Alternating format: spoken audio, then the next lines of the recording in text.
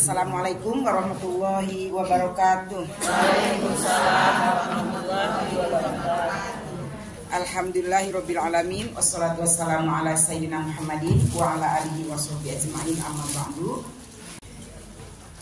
Kita lanjut ya, Bu. Tentang zolim. Bentuk-bentuk kezoliman. Kemarin akibat perbuatan zolim bangkrut di hari kiamat sudah ya dijelaskan ya, mendapat kegelapan di hari kiamat dan terancam oleh doa orang yang dizolimi. Itu ada 3 sudah selesai. Kemudian sekarang bentuk-bentuk kezoliman. Kezoliman itu ada kezoliman antara kita dengan Allah, kezoliman antara kita dengan sesama manusia, dan kezoliman antara kita dengan diri kita sendiri. Ada 3 bentuk kezoliman. Kezoliman antara manusia dengan Allah.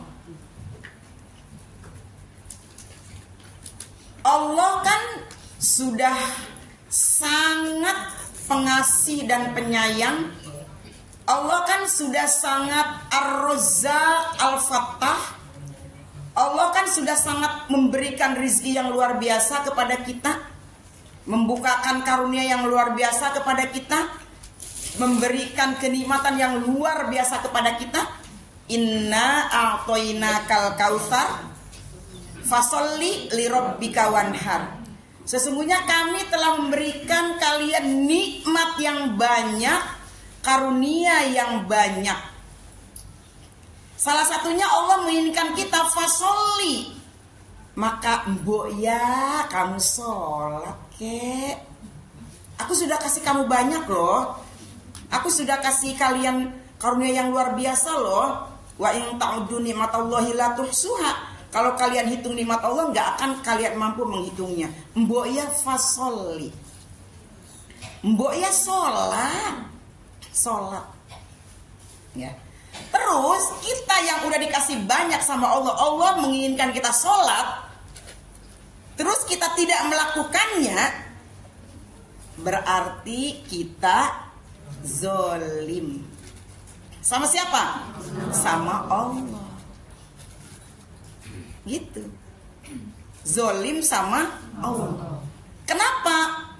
Karena kita tidak mampu menempatkan apa yang Allah perintahkan kepada kita sebagai balasan dari apa yang Allah anugerahkan kepada kita. Sebetulnya Allah mah enggak butuh sholat kita sebetulnya. Ya, kita mau sholat kayak mau enggak kata Allah terserah. Tapi Allah mah maha baik terus, dikasih sehat, dikasih nafas, dikasih kehidupan, dikasih rezeki. Walaupun kalian enggak sholat, tapi idealnya di ayat yang Allah katakan inna a'tainakal kautsar itu ada suruh Allah fasholli, sholat, ya lakukanlah. Tapi kalau kita meninggalkan itu artinya kita sudah berbuat satu kezoliman. Wanhar, berkurbanlah. Dari apapun yang Allah anugerahkan kepada kita, dari apapun yang Allah berikan kepada kita, segala bentuk nikmat, itu semuanya harus ada pengorbanannya. Allah anugerahkan mata kepada kita. Pengorbanan kita untuk mata ini apa? Gunakan mata ini untuk cari ridho Allah. Ya. Kalau tidak, Allah kasih mata sama kita sampai melotot hejo toh. Tapi matanya tidak digunakan untuk mencari ridho Allah, berarti kita zolim sama Allah. Itu pengorbanannya, wanhar. Nanti itu terkait juga dengan kezaliman manusia dengan dirinya sendiri. Ya. Wanhar, berkorbanlah. Allah kasih kita uang banyak, rezeki banyak kemarin di Idul Adha, ya kan? Dari banyaknya yang Allah anugerahkan kepada kita sedikit, Allah hanya meminta kambing, Allah hanya meminta sapi, Allah hanya meminta kerbau. Itu nggak seberapa dibanding yang Allah karuniakan kepada kita. Ya. Terus kita punya gitu. Terus kita punya. Pantas aja kalau Rasulullah bilang wala yuqarribanna musallana. Kalian jangan dekati musola kami. Kalau pas hari Idul Adha dan Tasyrik kalian punya rezeki terus kalian tidak berkurban, jangan deketi tempat sholat kami. Kan kalimatnya sepertinya kedengerannya kejam. Iya kan Bu? Ya Allah, sampai sebegitunya. Sakingnya Rasulullah menginginkan kita agar kita mau menghargai atas apa yang Allah berikan kepada kita.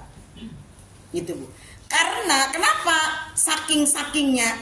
Karena yang Allah berikan kepada kita itu udah luar biasa. Kalau harga kambing kan cuma sekian. Ya Bu ya. Tapi harga oksigen yang Allah berikan kepada kita kalau kita bayar berapa? Ya kan? Harga jantung, harga nafas, harga ngedip, harga bergerak tangan kita, kaki kita dan lain sebagainya.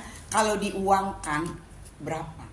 Jadi kalau kita disuruh mengeluarkan kambing atau kebo atau sapi bareng-bareng pula, nggak ada apa-apanya. Iya Bu ya. Jadi jangan sampai kita disebut zolim kepada Allah Subhanahu wa Ta'ala. Ada banyak lagi tentang kezoliman kita kepada Allah Subhanahu wa Ta'ala. Salah satunya ini juga contoh. Kita ada pengajian, ada tempat tholabul ilmi.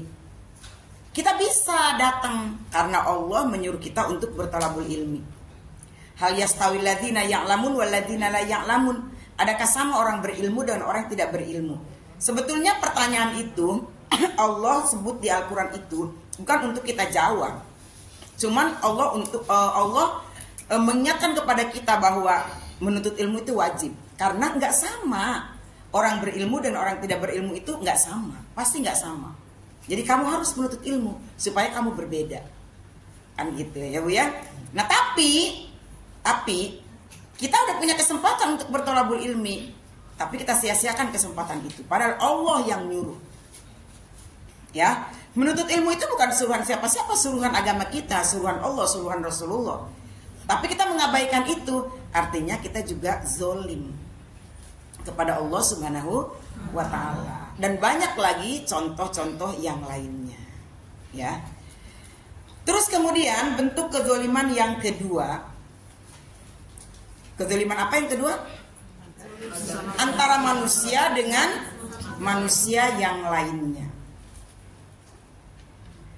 Al-mu'minu akhul mu'min la yazlimuhu wa la yahqiruhu ay wa la yahquruhu. Orang mukmin itu saudaranya orang mukmin. Ya. Orang mukmin itu saudaranya orang mukmin. Tidak boleh salah satu di antara kalian itu saling menzolimi dan saling menghina. Saling menzolimi, saling menghina. Bu, mengambil hak orang lain yang harusnya kita berikan, kita tahan. Ya, yang harusnya kita keluarkan, kita tahan.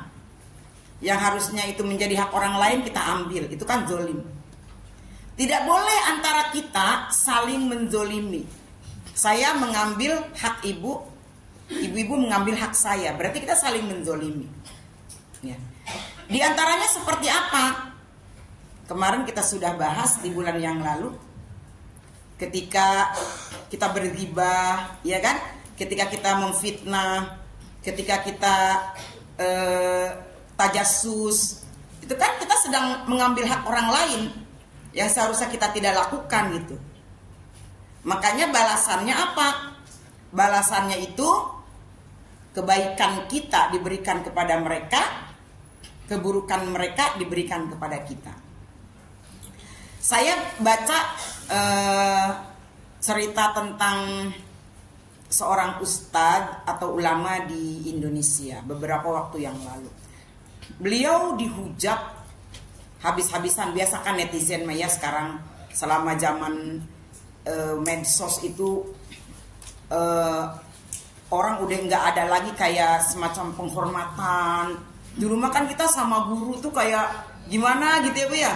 Sekarang mah wow, udah nggak ada tedeng aling-aling. Kalau nggak suka cebet aja Bu ya. Sama orang tua dulu mah bagaimana kita diajarkan beradab. Sekarang mah anak ke orang tua juga kalau udah nggak suka, udah. Itu zamannya udah sangat terbuka sekali. Jadi ada seorang ustadz ulama yang pokoknya dihujat abis-abisan, dizolimi lah pokoknya. Ustadz itu nggak melawan, nggak komen, nggak kembali menghujat netizen, enggak. Tapi Ustadz tadi bilang sama asistennya, ini tolong antar ya uang dan hadiah ini kepada si A. Loh, kata asistennya, si A ini kan bukannya yang menghujat Ustadz? Iya. Loh kok Ustadz malah mau ngasih uang, mau ngirim hadiah? Iya, nggak apa-apa, anterin aja, kamu jangan banyak tanya. Enggak, saya pengen tahu kenapa Ustadz. Udah viral Ustadz. Viral Ustadz, itu udah jelek banget sama Ustadz, udah pokoknya. Udah nggak apa-apa, anterin aja hadiah ini dan anterin aja uang ini. Kenapa sih Ustadz? Saya penasaran, pengen tahu, kata asistennya. Iya, saya harus berterima kasih sama dia. Kenapa? Karena dengan begini keburukan saya diambil sama dia dan kebaikan dia ditransfer ke saya. Jadi saya harus kasih hadiah sama dia. Oh, dianterinlah uang itu ke sono dan hadiah. Harusnya kayak gitu Bu. Harusnya kayak gitu. Bisa nggak Bu? Bisa nggak? Ini mah malah ngajak gelut. Iya kan, dihujat. Wah, emang lu apaan? Ayo kalau berani lu kesini. Kan gitu, malah ngajak gelut. Jangan, harusnya diem aja kayak Ustadz tadi, udah diem, nggak usah banyak komen, nggak usah dijawab, nggak usah direspon, nggak usah nggak usah dilawan, nggak usah, diem aja, diem, no komen, diem juga, nganterin, bukan nangis. Ada yang nangis diem juga nganterin hadiah, diem juga ngasih uang. Bayangkan dianterin uang sama hadiah, kayak begitu. Ya Bu, bisa nggak? Nggak bisa. Jujur. Ya. Insya Allah nggak bisa ya Bu ya. Iya, belum bisa ya. Iya, harus bisa ya Bu. Kalau udah ngaji harus bisa. Kenapa Bu? Karena kezoliman itu, kemarin kan kita bahas hati-hati dengan doa orang yang dizolimi kan Bu? Iya. Karena kezoliman itu emang dahsyat Bu. Kalau kita yang dizolimi ikhlas, nggak usah minta sama Allah, ya Allah balas dia, ya Allah aku sakit hati banget, ya Allah balas dia, ya Allah balas. Nggak usah kayak gitu, nggak usah. Dengan kita mengikhlaskan, dengan kita ridho atas kezoliman mereka kepada kita, dengan sendirinya pasti Allah akan balas. Gitu ya. Saya punya kisah, pasti saya tanya ke ibu-ibu, kalau saya tanya belum ya, udah diceritain belum, jadi saya cerita aja, nggak usah nanya, walaupun ini udah pernah saya ceritakan ya. Ini kezaliman antar manusia, ini dari seorang penguasa ya Bu. Jadi pada suatu hari seorang raja lagi jalan-jalan. Ibu nggak usah mikir kemana-mana ya. Pokoknya ini dengerin cerita ini mah. Kalau ada kesamaan kisah, nama atau apa itu fiktif belaka ya. Saya baca. Ada seorang raja pagi-pagi berjalan-jalan ke pinggir ke kampung nelayan di pantai, diiringi oleh para penggawa-penggawanya. Nah, bersamaan dengan itu ada seorang nelayan yang baru pulang melaut. Jadi kalau pagi kan nelayan turun ya, habis cari ikan. Nah si nelayan tadi bawa ikan tuh, ikannya sih nggak terlalu banyak, tapi ikannya ada satu yang gede gitu, dan itu ikan yang mahal, ikan yang enak gitu lah. Si raja ini tiba-tiba ngeliat ikan itu, wah kata raja, ini ikan kesukaan saya. Mentang-mentang dia raja, mentang-mentang dia penguasa, nggak bilang-bilang lagi, pas ngamprok bener, pas deketan sama nelayan tadi yang lagi bawa ikan, diambillah ikan itu oleh tangan raja itu sendiri. Ini buat saya aja ikannya, tanpa bilang. Biasa orang kalau sedang menjabatkan kayak gitu ya Bu ya, semena-mena, sini buat saya aja ikannya. Atau si nelayan tadi cuma bisa melongo, mau marah nggak bisa, dia raja. Nggak marah, dia juga perlu buat keluarganya. Akhirnya dia pulang ke rumah, raja itu pun pulang ke rumah karena pengen cepet-cepet menyerahkan ikan itu kepada koki-kokinya supaya dimasak. Karena ikan itu ikan yang luar biasa nikmatnya. Mungkin ikan hiu kali ya. Ikan paus. Pulanglah si nelayan ini ke keluarganya. Kata istrinya, kok nggak bawa ikan Pak? Ya sebetulnya tadi dapat sih ikan hiu, ikan paus gitu. Cuman diambil paksa sama raja. Kok begitu? Biasa loh, istrinya yang lebih marah ya kan. Suaminya mah udah netral, udah apa ya, mau bagaimana gitu ya. Istrinya marah. Kayak tadi tuh yang kalah lomba gitu ya. Ngeledek aja nih, nggak apa-apa, enggak ya Bu ya, Bu jangan ini kita diomongin mulu nih kalah lomba, enggak. Semua di hati saya udah jadi pemenang ya. Istrinya ngomel sengomel-ngomelnya, kayak nggak ridho gitu loh Bu. Si istrinya yang emang nggak ridho ya. Nah, udah. Singkat cerita, kata suaminya, udahlah nanti kita nyari lagi. Di istana, ceritanya di istana sekarang.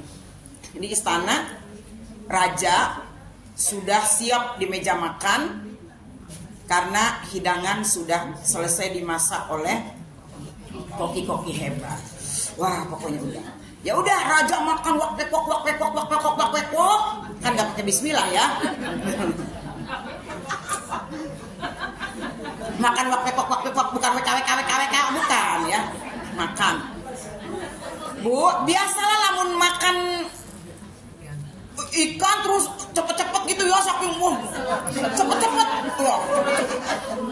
Kayak kita kalau padangan kan main cepet-cepetan, takut gak kebagian ya Bu. Saking nikmatnya, saking wah, bener-bener nih ikan enak banget. Ya ikan kan ada durinya Bu. Saking buru-burunya, saking nikmatnya, tertusuk duri lah. Bagaimana lagu tertusuk duri? Nggak tahu ya. Udah nanti aja lah. Tertusuk duri. Ya Allah, tertusuk duri. Jus gitu ya. Jus.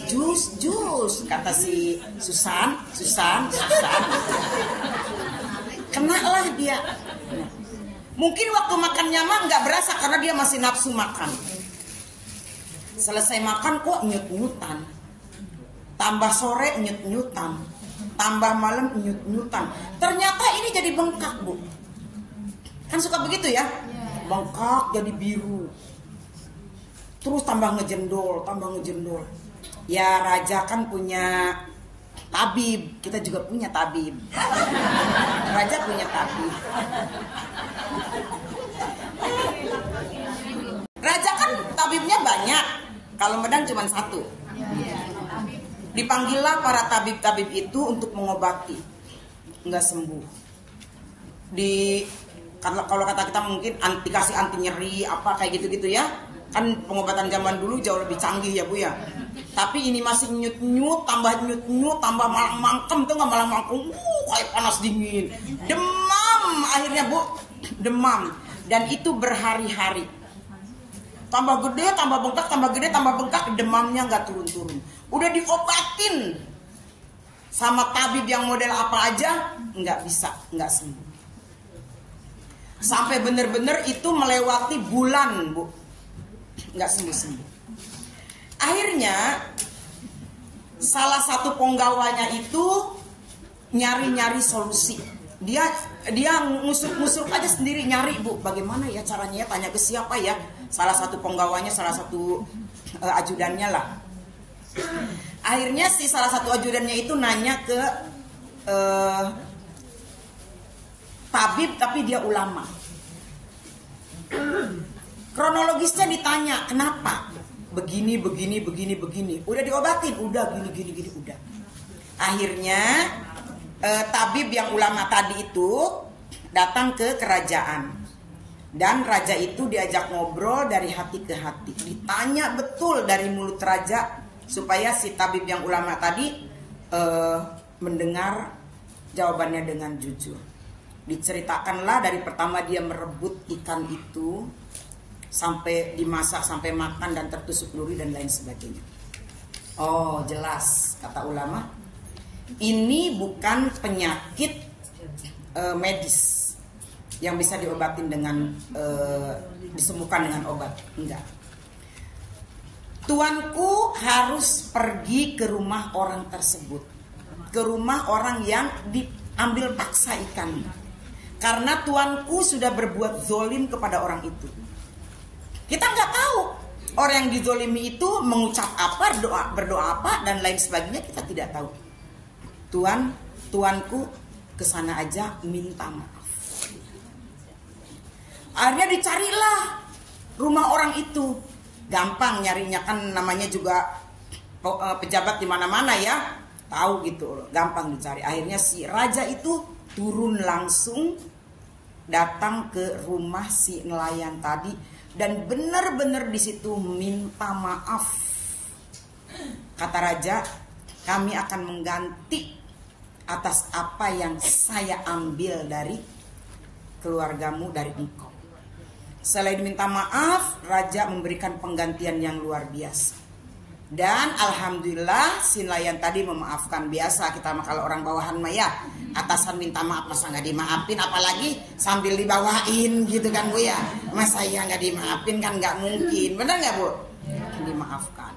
Dan setelah itu pelan-pelan ini yang bengkaknya, demamnya turun gitu Bu. Itu zolim ya. Kelihatan itu mah zolimnya fisik, karena merampas yang bukan haknya. Tapi itu mah kejadian itu langsung dibalas ya sama Allah ya. Kalau kezoliman nggak usah diterusin lah. Nggak dibalas sama Allah bukan berarti nggak ada balasannya ya Bu ya. Kan banyak sekali kezoliman yang terjadi di zaman kini ya Bu ya. Ya, nggak langsung tadi celenut gitu ada gitu ya bengkak ya, nggak ada kan? Nggak ada, tapi pasti kezoliman itu akan dibalas oleh Allah Subhanahu wa Ta'ala. Na'udzubillah min dzalik. Makanya hati-hati, ya hati-hati, karena kezoliman itu juga diharamkan oleh Allah, saking tidak bolehnya. Allah mengharamkan. Ini haramtu zulma ala nafsi. Ya, aku haramkan kezoliman itu kepada diriku sendiri. Maka kalian fala tazolamu, kalian jangan saling menzolimi. Fa inna zulma zulumatun yaumal qiyamah. Maka sesungguhnya kezoliman itu adalah akan jadi sababiah kita untuk menjadi gelap kita di akhirat nanti. Nauzubillah min dzalik. Yang ketiga, kezaliman antar manusia dengan dirinya sendiri.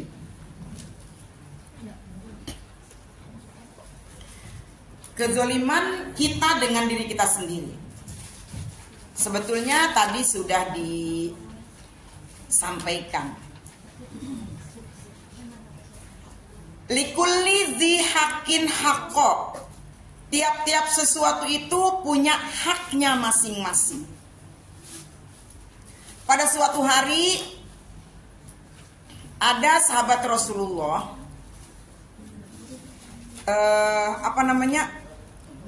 datang kepada Rasulullah dan bercerita. Sahabat yang satu dia bercerita kepada Rasulullah, ya Rasulullah, aku tiap malam di masjid aja. Ngapain di masjid? Sholat, ngaji, zikir dan lain sebagainya. Terus istri kamu, anak kamu nggak cari nafkah, kamu nggak kerja, kamu nggak ngelonin istri kamu nggak memberikan kasih sayang kepada anak kamu tiap hari di masjid, siang malam di masjid. Itu juga nggak boleh Bu. Ada lagi yang satu, puasa terus. puasa terus. Badan kamu tuh perlu istirahat, perlu makan, perlu minum. Ada kalanya puasa, ada kalanya enggak. Kayak gitu. Itu diantara sahabat yang cerita seperti itu, Rasulullah sebetulnya tidak mengizinkan, karena likulidhi hakin hako, kata Rasulullah. Tiap sesuatu itu ada haknya masing-masing. Istrimu punya hak untuk dinafkahi lahir dan batin. Anak-anakmu punya hak untuk dinafkahi lahir dan batin, ya kan? Dan dirimu juga punya hak. Badan kita punya hak untuk istirahat. Badan kita punya hak untuk makan. Badan kita punya hak untuk puasa. Jadi ya berikan aja haknya. Waktunya kamu tidur ya tidur. Waktunya kamu kerja kerja. Waktunya kamu ke masjid ke masjid. Waktunya kamu puasa puasa. Kan gitu ya Bu ya. Jadi jangan sampai maaf. Dakwah terus, kan ada juga dakwah terus. Istrinya ditelantarkan, anak-anaknya ditelantarkan, gitu Bu. Dakwah boleh nggak Bu? Boleh. Mensiarkan Islam, mensiarkan agama wajib. Ya. Wal takum minkum ummatun yad'una ilal khairi wa ya'muruna bil ma'rufi wa yanhauna 'anil munkar. Hendaklah di antara kita ada golongan yang mengajak kepada kebaikan, melarang kepada kemungkaran. Harus. Tapi jangan sampai menterlantarkan keluarga. Karena keluarga punya hak. Jangan sampai misalnya suami kita pergi berdakwah, tapi istrinya di rumah mau masak ngutang, mau masak harus nyari-nyari, anaknya mau bayar sekolah nggak ada, gitu kan? Berarti dia zolim nggak? Zolim. Seperti itu. Jadi harus harus sepadan, harus seimbang. Ya Bu? Bu? Ya. Kita juga sama Bu. Jangan istilahnya ibu baca Quran terus. Masak enggak, nyapu enggak, wajib baca Quran terus. Suaminya mau makan enggak ada, anaknya mau makan enggak ada. Kan gitu. Zolim juga itu Bu. Hatam sehari 3 kali, tapi suaminya lapar, anak-anaknya pulang sekolah lapar. Ya nggak bisa juga kayak begitu, ya Bu ya. Bu, ibu-ibu kalau ngaji menterlantarkan nggak? Enggak, ya. Suaminya udah diusap-usap kumisnya ya, udah izin, udah masak, udah sebagainya ya. Jadi jangan sampai kita zolim. Di satu sisi kita mau melakukan kebaikan, tapi di sisi lain kita melakukan kezoliman, ya. Oke? Nah, sekarang bagaimana kita taubat dari kezoliman? Taubat dari kezoliman.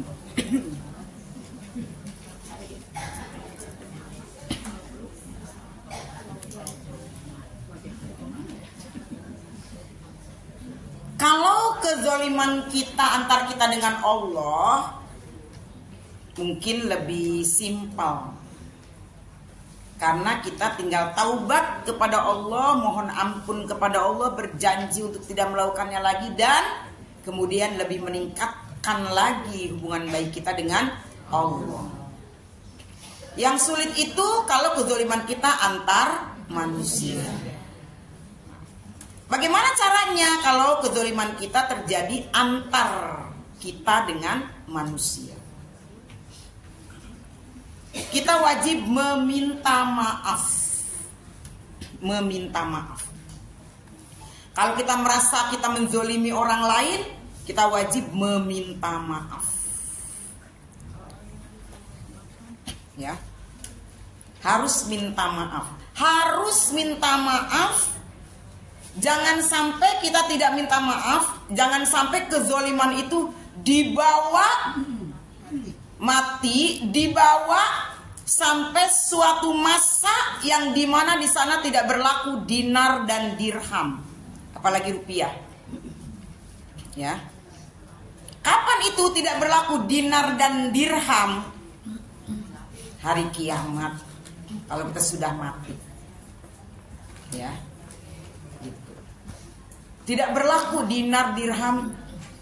Terus kita baru ngomong minta maaf. Kata yang dizolimi, tiada maaf bagimu.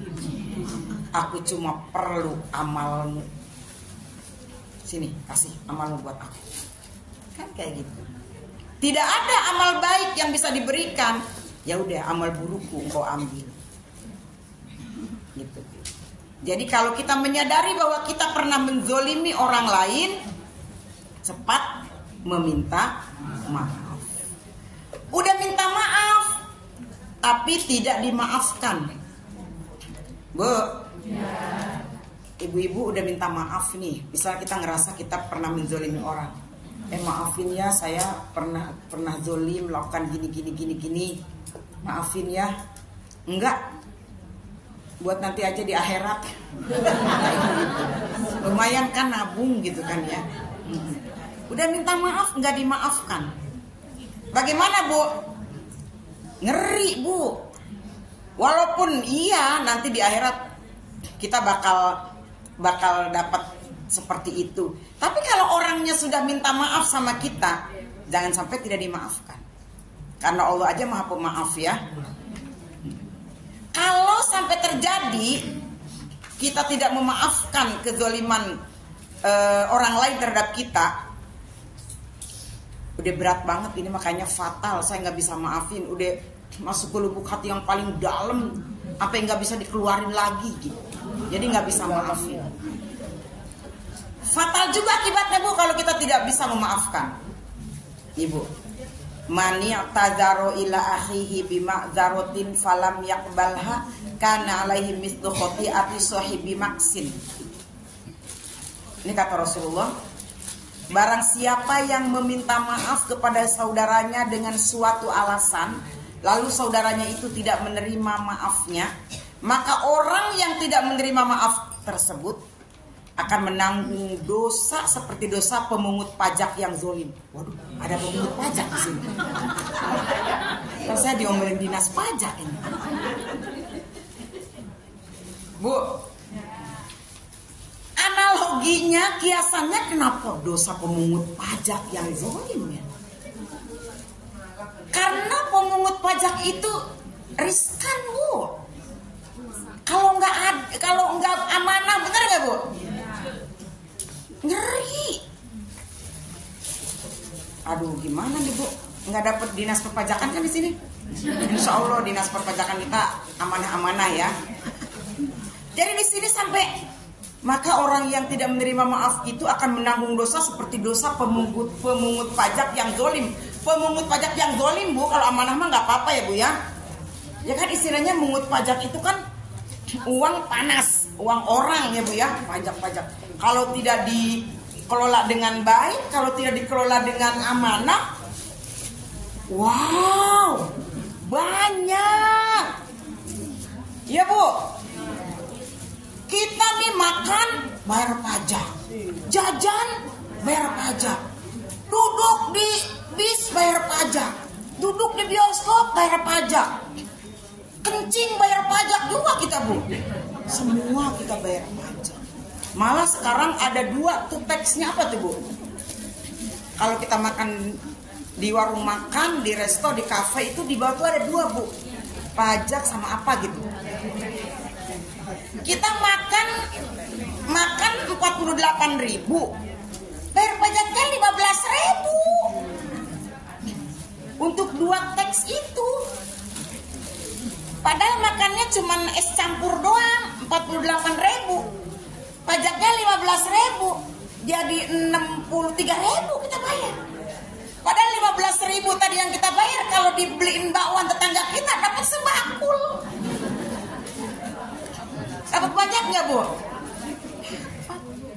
Jadi kalau nggak amanah, ngeri ya Bu ya. Tapi insya Allah amanah. Nah, ini ada orang sudah meminta maaf ke kita, terus kita tidak memaafkan. Nah, dosa kita nih yang tidak memaafkan, katanya seperti dosa seperti pemungut pajak.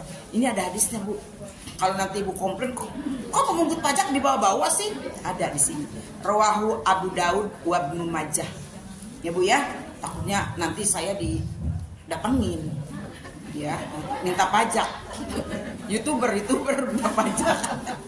Gitu, ya Bu. Jadi ibu-ibu mau maafkan nggak? Maafin aja sih, nggak usah. Lebih sering memaafkan, lebih sehat kitanya, ya Bu ya. Bu, jangan suka mendem-mendem, jangan suka nyimpen-nyimpen keluh kesah, jangan suka nyimpen-nyimpen kesel. Keluarin aja ya, maafin aja, los, maafin. Karena sebetulnya penyakit fisik itu dimulai dari penyakit dalam, di dalam sana. Kenapa ya ketika ibu-ibu bisa, aduh lambung saya lagi naik.